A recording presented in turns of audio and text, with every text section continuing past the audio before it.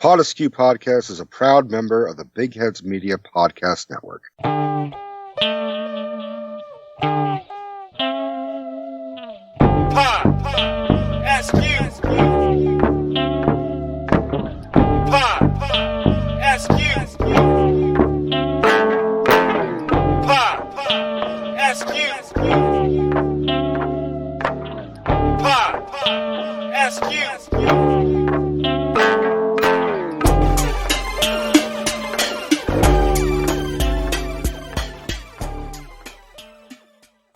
Welcome everybody to fuck. I knew you'd fuck that up.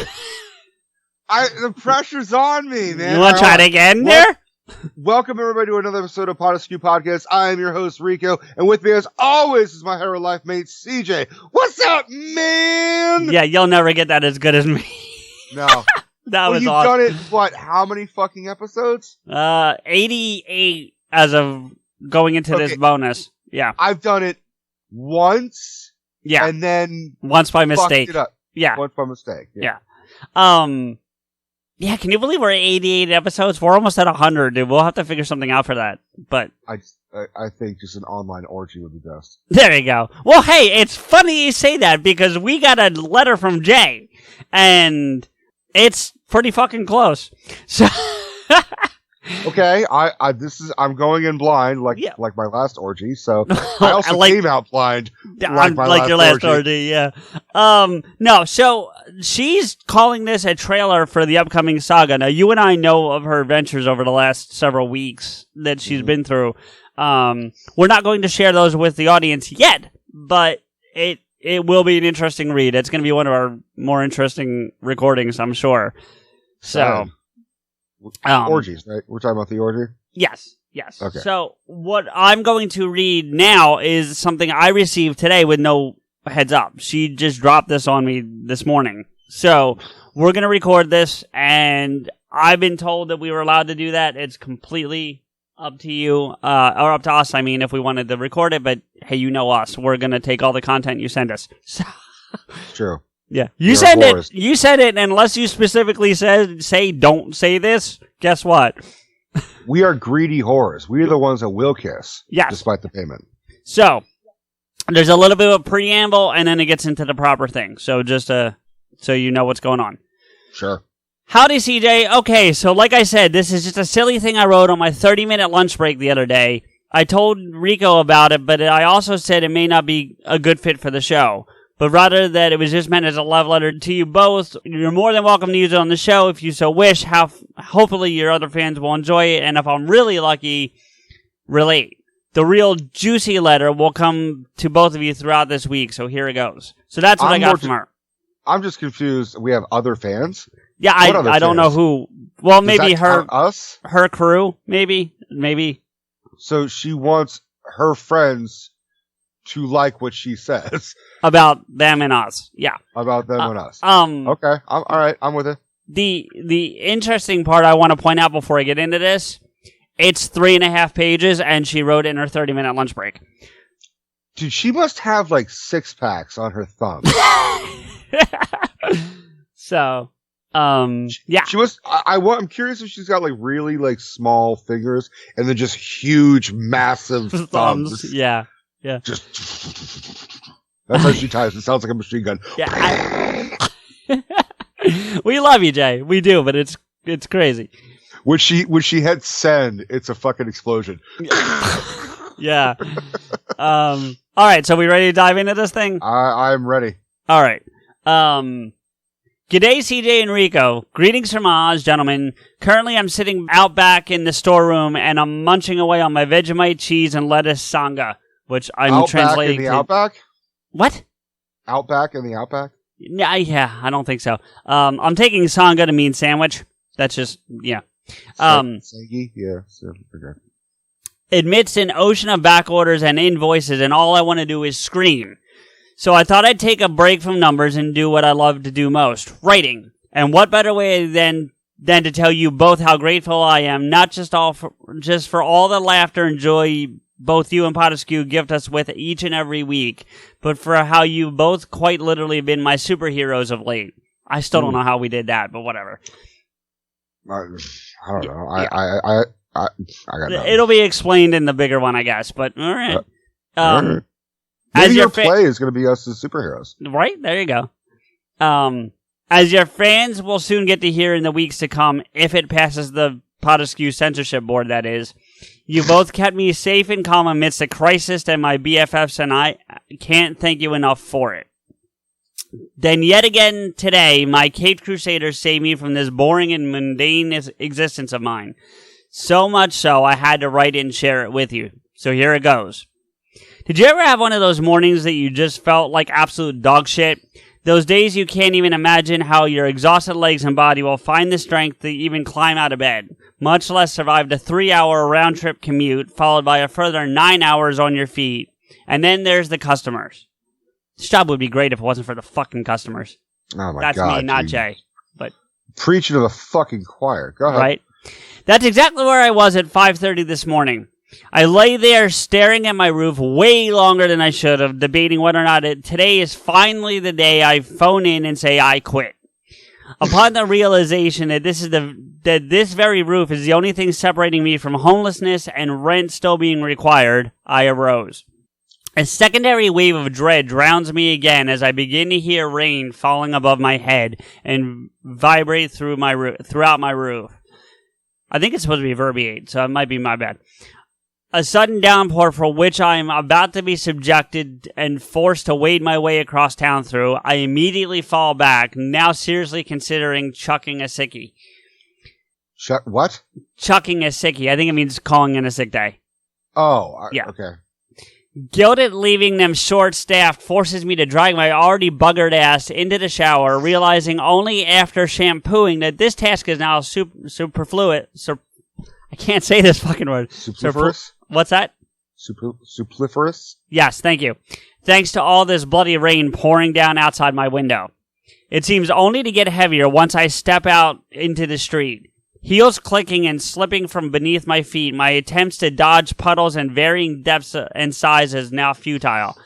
All whilst rain splashes and smashes down around and all over me. My brolly's been made redundant by a strong gust of wind accompanying this poorly timed summer storm. Her brolly? Her brolly, right. Now, it's ironic that she used that word because Rebecca used the same word to me online. I think it was on our Twitter. And it's umbrella. Brolly. Yeah, it's like a slang term. It must be a British and Australia, because, Australia is like a former colony, so... Yeah, we all speak English, yeah. Right, well, yeah, we speak 3 different versions of English, but... Right. Anyway, miserably drenched and disheveled, I climb aboard my daily slave train, in quotes, and begin the repetitious drudgery of my daily commute. I scramble for the only vacant seat available, only to realize there's a reason for the vacancy, and I only discover it after I land right in a previous passenger's butt puddle. Yeah, I'm thinking they were wet and sat on the train, but I'm hoping that that's all it means. Butt puddle. Yeah. Got it. Yeah. Knowing now I'll be forced to feel this stranger's lingering presence in my pants for the remainder of the day was truly my final straw. Back to that orgy. Yeah, well, no, it gets worse. Okay. Yeah, it was unique. We'll say that. Crammed in like sardines, we shuffle along the tracks like herded sheep, shoved inside metallic cages and dragged towards our respective soul-destroying jobs. Every one of us trapped in here by both circumstance and necessity. Their only salvation being these few brief moments of losing themselves in their own thoughts, worlds, and devices. That's when it hits me. What's been missing from my own regular morning commute. A massive smile with smiling eyes envelops my makeup-smeared face as I hurriedly ransack my handbag for my own little piece of paradise from home. And no, Rico, it isn't my pinky Tusker do. Yeah, you knew that was coming. Well, I'm glad someone was coming. That item was safely tucked away in my dresser drawer back home. And BTW guys, any Happy Days fans from way back would know Pinky was Fonzie's pink leather-clad mechanic girlfriend. And as a kid, they were both my absolute idols. Hey! So, does she have to smack it to turn it on? Anyway. No, my slice of paradise was my phone, and specifically my PodAskew podcast contained within. After spending the previous afternoon being entertained by you both whilst processing my orders before closing, I decided on last week's Blue Meanie episode to bring me some laughs into my miserable, dreary day. It was only then that I made a deliciously decadent discovery. Now, perhaps it's some form of flashbacks or repressed memory shit caused by our previous PodAskew adventures together, but there was no mistaking it. Hearing you and Rico discussing our debauchery and naughtiness, all whilst being surrounded by these formerly attired professionals, clueless as to the filth I was listening to at that very moment, it got me a little, horny. Okay, a lot horny. I was quickly becoming beetroot red hearing you both discuss our collective proclivities, Pornhub phase, and varying flavors, reliving the trauma of JoJo Smurfette Bush. And an update on that also. Due to a color mixing mishap with the pink and the blue, this week we've all been advised it's now a violet arrow, and yes, unfortunately the directional aid is a requirement at times, such it is with her current beau. He needs a roadmap to defuse, apparently, so JoJo kindly gave him one. You're turning violet. Are we greasing over the fact that the dude she's dating needs directions? Is he blind? I mean, you could put Braille down there. Not Brawley, but Braille. Brawley. I realized my sea companion was becoming rather annoyed at my constant gyrations of laughter, and what little mascara I had left on post-drenching was now pouring down my face. But now at least it was thanks to laughter and you two instead. That is until I teared up again, hearing everyone's heartfelt birthday messages and love and support for CJ. It was truly beautiful. It really was cool. You guys, I love that. It was awesome. As our train ascends out of the underground city circle tunnel, a burst of sunlight has broken its way free from the clouds and directly blasts deep into my sleep-deprived eyelids. The rain has finally subsided, and the very first dawn's light is reflected and dancing across the deep blue harbor beneath us. We traverse our way across what we locals refer to as the coat hanger, whilst most of you refer to it as the Sydney Harbor Bridge. We gotta find out what this coat hanger is. I don't get why it's called. I guess maybe the shape kind of looks. I don't know, but I don't know. I don't understand Australia. You know how Garmin's got that "What the fuck Japan"? We're close to "What the fuck Oz." What the fuck Australia? Yeah, seriously, what the fuck Japan? We make our monotonously repetitive way towards North Sydney, all the while you and Rico tickling my funny bones orally whilst tickling the other parts of my body simultaneously. Okay, say that again, but slower. I said it correctly. I know. Okay. But tell me there's not some dirty in that. Oh, I know there is. Yeah, no doubt. I have tickled someone's funny bone orally. Yeah. But she spells it correctly. Yeah. All right. And apparently her other parts, too. It's a good thing Steph is cool with Jay, because then I'd be dead. Once I finally arrive at work, my happy feeling and beetroot blushes give way to the dark clouds in my mind and heart again. It's then that I concoct my deceptive scheme. Listen, I have some back orders I need to follow up with out... Hold on, let me start that over. Listen, I have some back orders I need to follow up on out back this morning, so if you get flat out call me, I don't usually resort to such desperate measures to avoid customers. In fact, I love them all. But the mere thought of answering the same repetitive questions whilst in this hot and flustered state was simply unimaginable. Is she going to go to the bathroom and fucking rub one out? I don't think so. Okay. But my immediate thought when I read that sentence the first time was, ooh, Navy SEALs. What do you mean this coffee's hot? You mean there's no ice? I have to drink this coffee hot? How much is this thing? Yeah. That one's a little lost because it's more of a visual gag, but whatever. Yeah. I just wanted the PodAskew party in my eardrums to continue. It was at that moment a rarely seen workplace miracle occurred. Brendan, my colleague and fellow Metallica fan, interrupts my dirty-minded thoughts with, while you're out there, could you check on all of mine as well? Then another, Jay, would you mind too much chasing mine up also? Sure, no probs. Leave them there, I reply, attempting to hide my true feelings. For now, I was ecstatic. So for the past 4 hours, I've managed to position myself off my feet and out in the comfy back office, headphones in, and enjoying several past episodes in an impromptu PodAskew work party. One I was enjoying immensely until... Brendan. Hey, is this those friends of yours from the States with that podcast? What is it you said it's called again? If you love this that much, I might have to check it out on my way home this afternoon. And didn't I hear you once tell the girls on the floor you sent them some love letters? How the hell do I get out of this one? I'm all for gathering you more PodAskew disciples down here in Oz, but him? I get the distinct feeling he's the type who wouldn't be above blackmailing me for his silence. I think my first thoughts this morning at 5:30 were the correct ones. It's time to get the hell out of here now. But for now, at least, it's time for me to get back to the grindstone out front. With only being subjected to a half a day of it, and thanks to you, Enrico, and 4 hours of PodAskew, I'm now in a way better mood. So I decided to write this impromptu love letter to let you both in on my scientific discovery of PornAskew fueled hot flushes and flashback phenomena.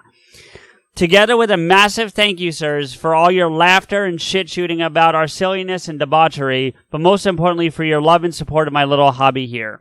You've reminded me that in those moments when life seems colorless and dull, both you and PodAskew fill it in with color, laughter, fandom, and love. Not unlike a rainbow peeking its colorful arches through dreary rain clouds on a stormy morn here in Sydney. Oh, and here's a heads up for my next correspondence report. If you all thought previous letters were racy, you ain't seen nothing yet. The girls and I carefully selected the title Pussies Galore, and that's exactly what you're all gonna get. If you dare, that is. Until next time, with big hugs and much love from us all, Jay. Pussies Galore. So she's titling our episodes now, which I think is hysterical. I'm not even upset about it. That's funny. You know, it makes podcasting really easy when, like, someone provides us the material, provides us the fucking, title. All we have to do is just talk and record it, and then boom, we're done. Yeah, it makes our jobs way fucking easier. Yeah. So that's the trailer for the letter to come, apparently. We've called Jay, like, our number one fan. I think Jay is our fucking mascot. That's mean. I feel like a mascot's a downgrade. That mean? Why? Why does that mean? Because it makes her sound like a creature of some sort. I didn't say she was a creature. If there's 80 creatures, it would be in Australia. The Blue Meanie's down there. Well, I'm not going to call Jay the Blue Meanie. My first thought was Pink Pussy based on the shirt and her constant use of pussy, but. This wasn't in the letter, but apparently she's getting another one. She didn't decide she doesn't like that one, so she's getting another one. Great. Yeah. But all right. Well, Jay, there's your trailer, and we look forward to reading the epic that's apparently inbound. So. Yeah, it wasn't a teaser because she just can't tease us. She just has to be like, I was horny. Well, awesome. It feels like we teased her this time.